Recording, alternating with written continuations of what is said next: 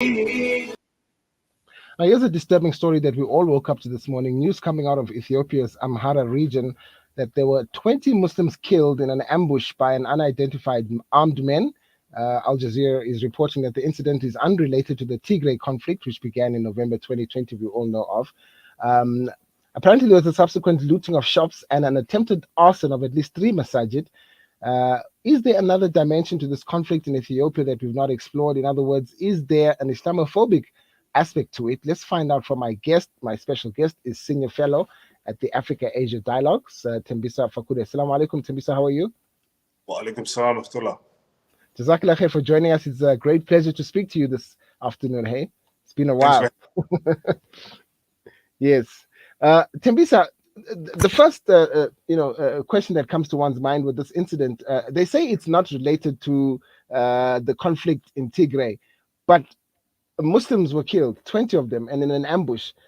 Is there something else to this conflict that we're not paying any attention to? In other words, Islamophobia or some sort of conflict against Muslims? Well, it's not the first time that an event of this nature happened, particularly in Amhara region. In 2019, you had but 4 mosques that were burnt down, and also civilians killed following certain clashes between mainly the ethnic group known as the Gumuz ethnic group and the Amharas in the Amhara region. So there's been that continual clashes between the Gumuz ethnic groups and the Amhara. And also the churches were attacked at some stage in the past in the same region. So the ethnic clashes continues to dominate the politics of that region. And this time around, of course, unfortunately, there were 20 Muslims that were killed at the burial of one of the leaders of Muslim, Said Muhammad, who's also the leader of Amhara Islamic Affairs Supreme Council. So that was unfortunate, but that has raised concerns about this ongoing clash. So it's not something new. It's been going on for a long time. And as you said, it's not related to what's going on at the moment in Tigray, Mekelle, where the Tigrayans are warring or fighting against the government forces. Yeah, we are told that it's got nothing to do with the Tigray conflict, and the Tigray conflict right now, there's some sort of a ceasefire. And in your assessment of that ceasefire, do you think it's what is needed to actually end the civil war in Ethiopia? No, I think it's much more deeper than that. If you remember, the causes of Tigray war had a lot to do with the deep state of Ethiopian living Addis Ababa after they've lost power to Abiy Ahmed. And they went and they entrenched themselves in Mekelle, which is the capital city of Tigray. Because if you remember what Abiy Ahmed said when he took over power, was that he was going to deal with corruption and he was going to deal with the ethnicity challenges that were facing Ethiopia at the time. And we know that the deep state of Ethiopia, most of them were from Tigray or were Tigrayans.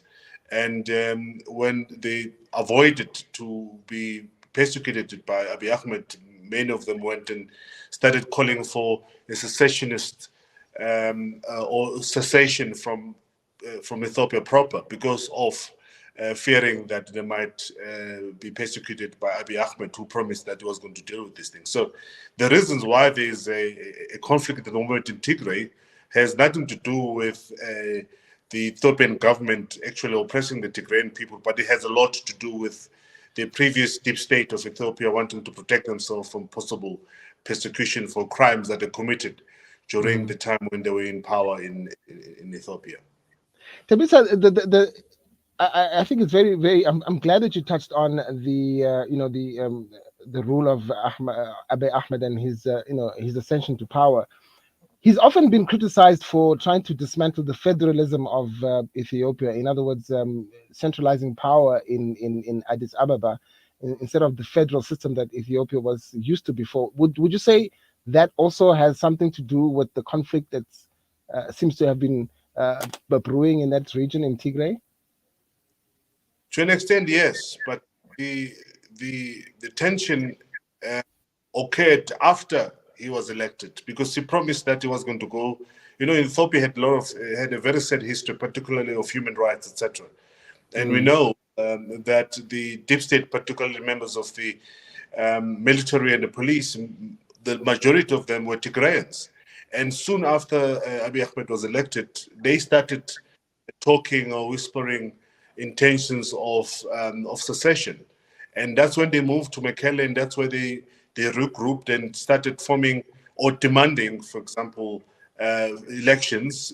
When he refused because of COVID in 2020, they went ahead, notwithstanding that the national government refused to conduct election in that place. And they declared elections free and fair, and they installed themselves into power. And that's what actually triggered the current standoff that we find in Tigray. I remember that election took place at the height of COVID, and yeah, it was really as you say, the spark. Thembisa, we started our conversation with the concerns of Islamophobia, and the reason for that was because of the 20 Muslims that were killed in this ambush. And we're talking about different regions, aren't we? The Amhara and the Tigray and Omohoria. Ethiopia does have a very strong Muslim population. Do you think, to some extent, that this year is a sign of further trouble down the way, as we've seen other conflicts in other regions just fester and become full-blown civil wars? Well, I think one thing that's interesting in Ethiopia, notwithstanding what you've just said, that there is the element of Islamophobia, but all of these small little ethnic groups, most of them do have Muslims within those groups. So you might have 10% Muslims, for example, within, I think 17% within Amhara, with who's also have the same situation where though the majority of them are Orthodox Christians, but there's a sizable number of them that are Muslims. So it's unlikely for this cross-pollination of ethnic violence because these ethnic groups do share different religions.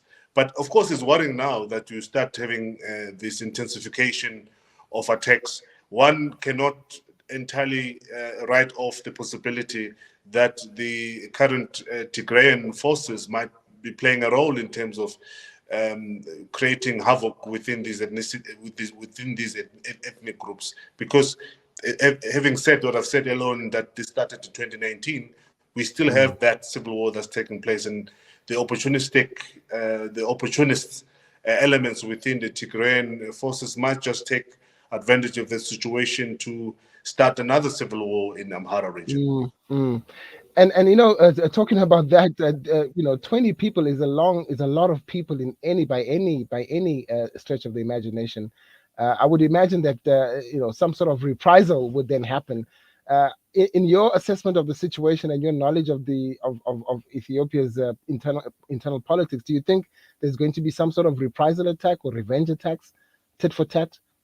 Yeah, without doubt. I mean, the Amharas, again, Muslim and Christians are in majority, and the Gumuz are in minority.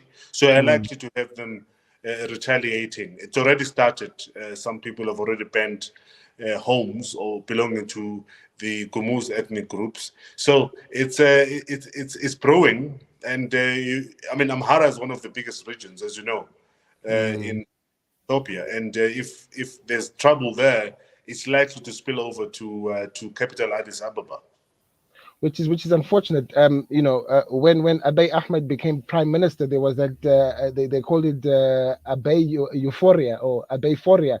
People were very happy with him. He even won the Nobel Peace Prize. But right now it seems that he was once hailed, but is he losing grip of his country? Is he losing the grip? Is he losing the plot? Well, he is losing the plot at the moment because the violence which is dominating Ethiopian politics now between the Tigrayans and the Ethiopian army has been going on since 2020 and 2022, and there's no peace on sight. The Tigrayans have dug in their heels in terms of continuing to fight. It has spread over to other regions, including Afar region in Ethiopia. So it's a very serious situation, and it has dented its credibility. Raising many questions. Many people say, for example, that the Nobel Peace Prize Committee should rethink of granting sitting leaders awards before they retire, because we've seen even what happened in in Burma with Burmese Sang Sung Chi, Yeah, also I said remember that.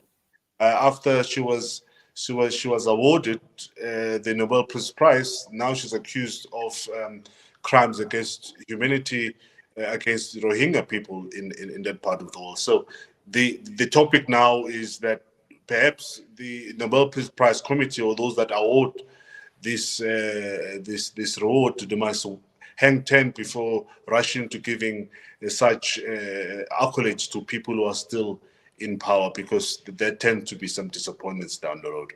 Absolutely. Well, the situation in Ethiopia seems very far from solved. But Thembisa, it's always a pleasure talking to you and getting your perspective on the matter. Thank you very much for your time. Jazakallah. Assalamu alaikum.